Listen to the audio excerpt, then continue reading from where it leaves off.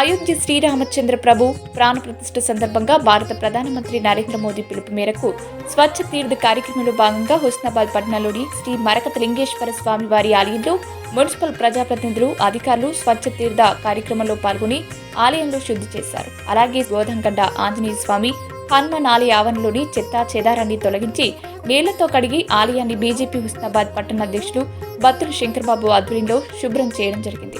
ఈ నెల 22వ తేదీన అయోధ్య శ్రీరామచంద్ర ప్రభు ప్రాణ ప్రతిష్ఠను పురస్కరించుకుని భక్తులందరూ భక్తి శ్రద్ధలతో ఆ రోజును ఒక పండుగలా నిర్వహించుకోవాలని కోరారు. ఈ కార్యక్రమంలో బీజేపీ రాష్ట్ర కౌన్సిల్ మెంబర్ లక్కీరెడ్డి తిరుమల, మహిళా మోర్చా జిల్లా ప్రధాన కార్యదర్శి తోట స్వరూప, పట్టణ ప్రధాన కార్యదర్శి తోట సమ్మయ్య, బీజేవైఎం పట్టణ అధ్యక్షులు బొప్పిశెట్టి భీమేశ్వర్, ఓబీసీ మోర్చా పట్టణ అధ్యక్షుడు పోలోజు రాజేందర్, కిసాన్ మోర్చా పట్టణ అధ్యక్షులు వేల్పుల నాగార్జున్, ఓబీసీ మోర్చా పట్టణ ఉపాధ్యక్షులు బోడిగే వెంకటేష్, బూత్ అధ్యక్షులు పెంటోట భూశంకరంచారి, బీజేపీ నాయకులు ఓంప్రకాష్ చారి, నారోజు నరేష్, వద్దిరాల అశోక్, న్యాలం సందీప్ పాల్గొన్నారు.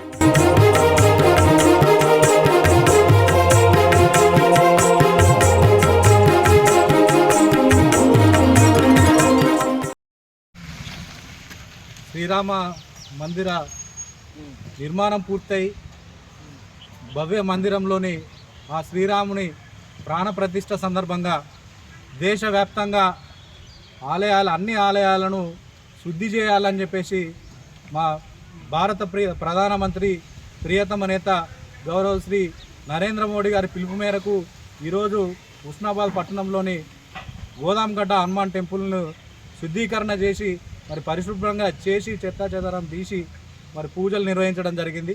ఈ సందర్భంగా మేము భక్తులందరికీ విన్నవిస్తూ ఉన్నాం.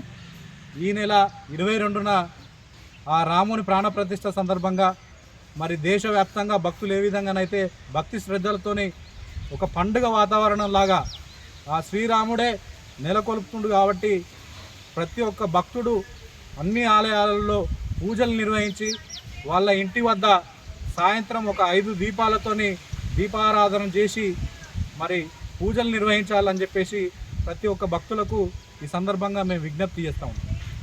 జై శ్రీరామ్.